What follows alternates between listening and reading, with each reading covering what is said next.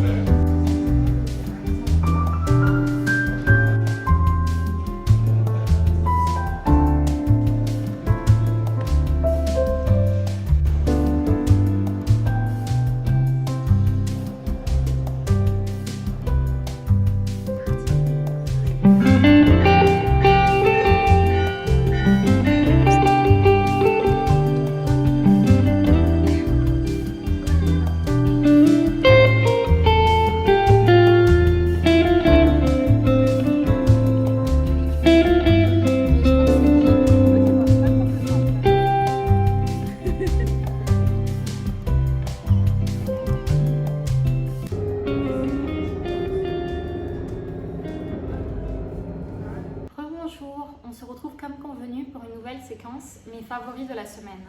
J'avais envie de commencer cette séquence en évoquant mon expérience à l'exposition La Chapelle Sixtine de Michel-Ange que j'ai eu l'occasion de visiter le mois dernier, comme vous auriez pu le voir dans ce vlog. J'ai payé le billet 15,50 € et je me suis très vite rendu compte de la nécessité de devoir apporter ses propres écouteurs pour pouvoir suivre le commentaire de l'exposition. Après une expérience plutôt décevante à l'exposition immersive de Van Gogh, j'avais peur que cette exposition ne soit pas à la hauteur de mes attentes. À Toulouse, l'exposition a lieu au Palais Consulaire, qui est en soi un très beau lieu. Les planches sont présentées en taille réelle et comportent chacune un QR code qu'il faut scanner pour pouvoir accéder aux commentaires à travers une application dédiée à l'événement. C'est tout d'abord les planches liées aux personnages bibliques plutôt secondaires qui sont présentées.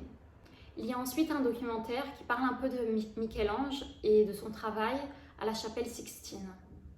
Il faut ensuite monter à l'étage pour découvrir les œuvres les plus connues issues de la Genèse, telles que la création d'Adam et le jugement dernier.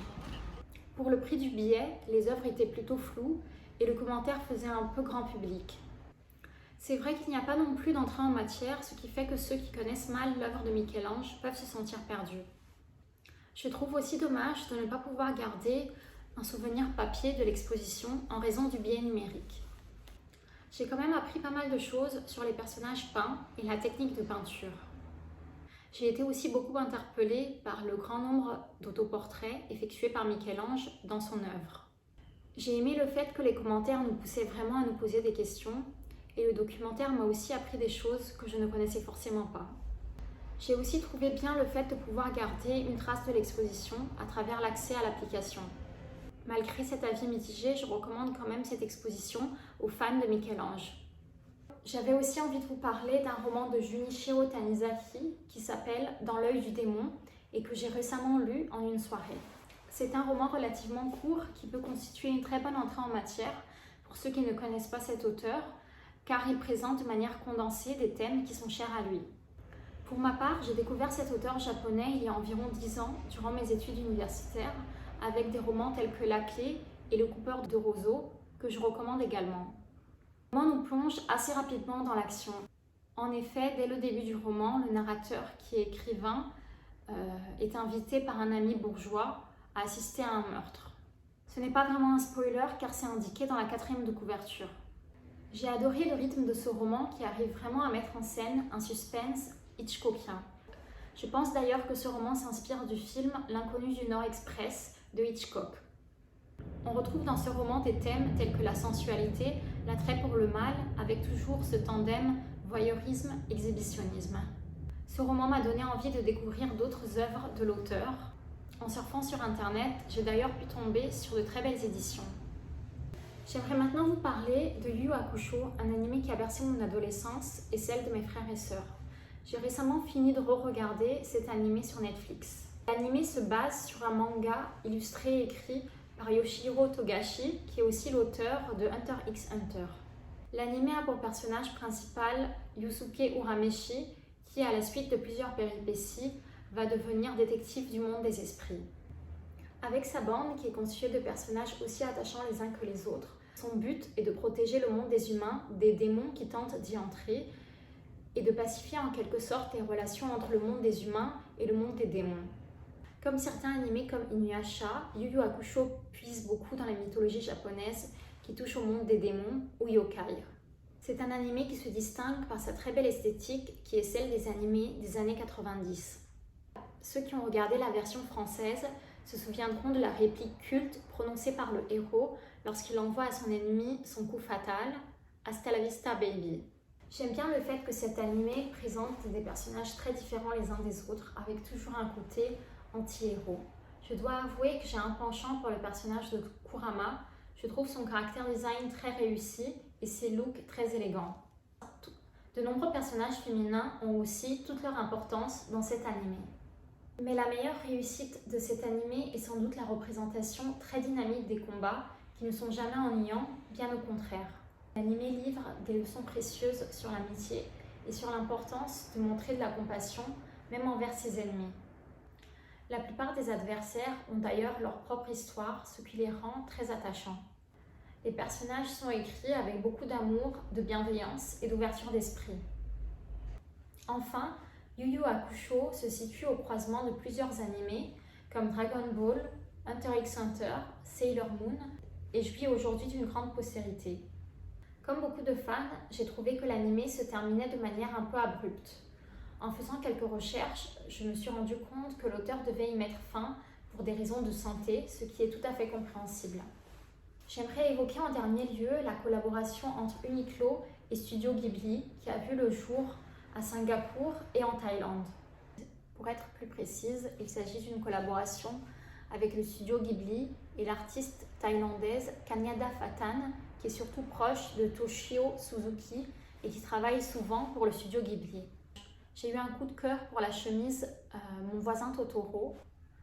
J'adore le col de la chemise, la couleur et les imprimés. J'ai aussi beaucoup aimé le design du t-shirt avec les Susu Watari qu'on voit dans Le voyage de Chihiro et Mon voisin Totoro. Le sweat inspiré du film Le voyage de Chihiro a aussi attiré mon attention de par sa coupe simple. Je ne pense pas que cette collection va être disponible en Europe, ce que je trouve très dommage, mais j'avais quand même envie de vous en parler. C'est tout pour aujourd'hui, j'espère que cette vidéo vous aura plu. De mon côté, je vous dis à très bientôt. Ciao!